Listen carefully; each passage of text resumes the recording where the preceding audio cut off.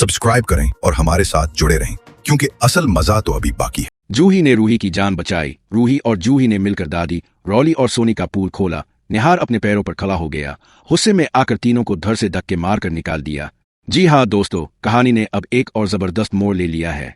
जब जूही रूही का भूत बनकर रॉली से सच अलिफाग लिवाने की कोशिश करती है मगर नाकाम हो जाती है, तो रूही आधी रात को अपने कमरे से बाहर निकलती है, क्योंकि वो जूही को घर में आदेर अलिफादेर घूमते हुए देख चुकी थी।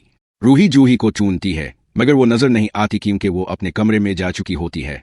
तभी पीछे से रॉली आती है और रूही के सर पर जोर से डंडा मारती है। रूही वहीं गिरकर बेहोश हो जाती है। जब रॉली रूही के चेहरे पर नजर डालती है तो इसकी आंखें हैरत से फटी की फटी रह जाती हैं। इसे यकीन था कि रूही मर चुकी है और जो कुछ हो रहा है वो किसी भूत का काम है।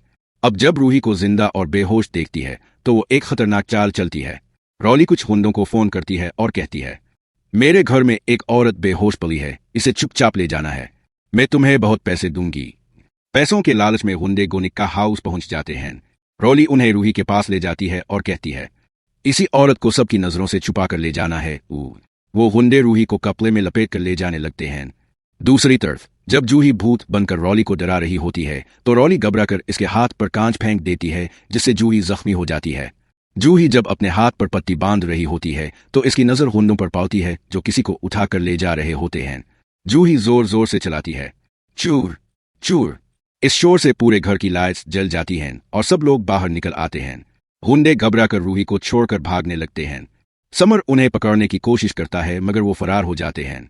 रॉली खौफ से कांपने लगती है क्योंकि इसे डर होता है कि कहीं रूही होश में आकर इसका सच सबको ना बता दे।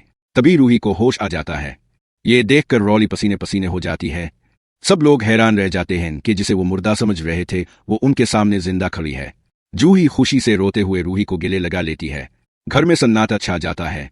रूही सबकी तरफ देखकर कहती है, अब बहुत हो चुका, अब मैं सब कुछ सबके सामने लाकर रहूंगी। वो चीज कर कहती है, इस रॉली ने मेरी कार के ब्रेक फेल किए थे ताकि मेरा और निहार जी का एक्सीडेंट हो जाए, और दादी और छोटी मम्मी यानी सोनी ने मिलकर समर और जूही के जाली तलाक के पेपर्स बनवाए ताकि उन दोनों को अलग किया जा सके। ये सुनकर सब दंग रह जाते हैं। दादी, रॉली और सोनी की हकीकत सामने आ जाती है। समर फौरन पुलिस को कॉल करता है, इंस्पेक्टर साहिब फौरन गुनिक्का हाउस आइए, हमें तीनों को गिरफ्तार करवाना है। थोड़ी ही देर में पुलिस आ जाती है। इंस्पेक्टर सख्त लहजे में कहता है, अगर यह सब सच है तो उन्हें सख्त से सख्त सजा दी जाएगी। रॉली रूही के कदमों में गिरकर कहती है, मुआफ कर दो बहन, मुझसे गलती हो गई। सोनी और दादी भी हाथ जोड़कर मुआफी मांगती हैं, मगर इस बार रूही की आंखों में आंसू नहीं सिर्फ सख्ती थी। वो कहती है, अब बहुत हो गया, अब मुआफी लफ्जों से नहीं कानून से मिलेगी। पुलिस तीनों को गिरफ्तार करके ले जाती है। निहार ये सब देख रहा होता है।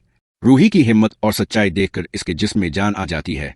वो आहिस्ता आहिस्ता अलिफा देता है और अपने पैरों पर खड़ा हो जाता है। सब हैरत से इसे देखते हैं। निहार आगे बढ़कर रूही को गले लगा लेता है। समर और जूही भी पास आते हैं और यूं चारों एक बार फिर एक हो जाते हैं। लेकिन कहानी यहाँ खत्म नहीं होती। जूही की आंखों में सवाल है और रूही की आंखों में दर्द, क्योंकि इसका बेटा रोहान अब भी इससे दूर है। रूही कहती है, अब मेरा अगला मकसद है अपने बेटे रोहान को पाना। जूही इसका हाथ पकड़कर कहती है, और मैं हर कदम पर तुम्हारे साथ हूँ दीदी। तो दोस्तों, अगर अब भी चाहते हैं कि रूही और निहार को उनका बेटा रोहान वापस मिले और अग्नि को इसके गुनाहों की सजा मिले, तो इस वीडियो को लाइक करें, चैनल को सब्सक्राइब करें और कमेंट में जरूर लिखिए, आई सपोर्ट ए जूही।